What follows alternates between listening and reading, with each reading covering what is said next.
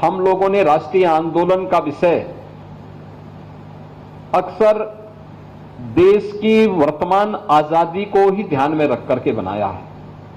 लेकिन याद करिए, ये जनजातीय समाज ने कौन सा ऐसा कालखंड रहा है जब उन्होंने राष्ट्रीय आंदोलन में बढ़ चढ़ करके हिस्सा न लिया हो? कौन सा ऐसा कालखंड रहा हो? मुझे लगता है जब भी इस देश के सामने, भारत की सनातन धर्म के सामने कोई चुनौती आई है, तो भारत का जनजातीय समाज अग्रिम पंक्ति में खड़े होकर के उसका मुकाबला करने के लिए खड़ा हुआ। अगर हम गिनाना शुरू कर देंगे, जब भगवान राम 14 वर्ष के वनवास के लिए गए, 12 वर्ष उनके कुशलतापूर्वक संपन्न हुए और अंतिम वर्ष में जब वह चित्रकूट से पंचवटी की तरफ, दंडकारण्य की तरफ जाते जाते पंचवटी तक पहुंच गए और माता सीता का अपहरण हो जाता है। उस समय भगवान राम के साथ न अयोध्या की सेना थी, न जनकपुर की सेना थी। और सेना थी तो भारत की इस जनजातीय समुदाय से जुड़ी भी वही लोग अग्रिम पंक्ति में खड़े होकर के उस समय की सबसे बड़ी ताकत से लड़ रहे थे। और वह भी कहां, जो भारत की शेष भूमि से योजन दूर, कई सौ योजन दूर श्रीलंका के बीच में वो युद्ध लड़ा गया था। याद करिए, भारत की जनता आज भी उस व्यवस्था को उसी गरिमा के साथ, उसी गौरव के साथ और उसी कृतज्ञता के भाव के साथ सम्मान देती है। भगवान कृष्ण के साथ उनके पूरे अभियान में कौन लोग थे?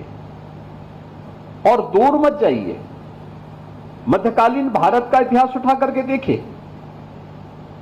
हल्दी घाटी का युद्ध हो रहा था। हल्दी घाटी के युद्ध के दौरान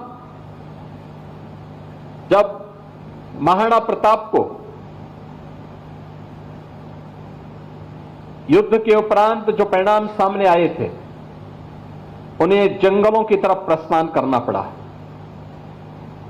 उस समय कौन लोग महाराणा प्रताप के साथ में थे? भील थे,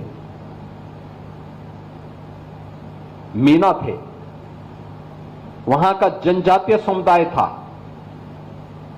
और महाराणा प्रताप को बचाने के लिए सेना के संगठन को पुनर्जीवित करने के लिए इन सब ने वहां पर उनका योगदान किया। और परिणाम क्या था कि कुछ वर्षों तक महाराणा प्रताप को अरावली की जंगलों में इधर उधर भटकना पड़ा था। लेकिन फिर से अपनी सेना इकट्ठी करके उन्होंने उस समय अकबर के द्वारा जीते गए सभी दुर्ग और किले वापस लेकर के फिर से भारत के गौरव की स्थापना करने का काम उस कालखंड में किया था।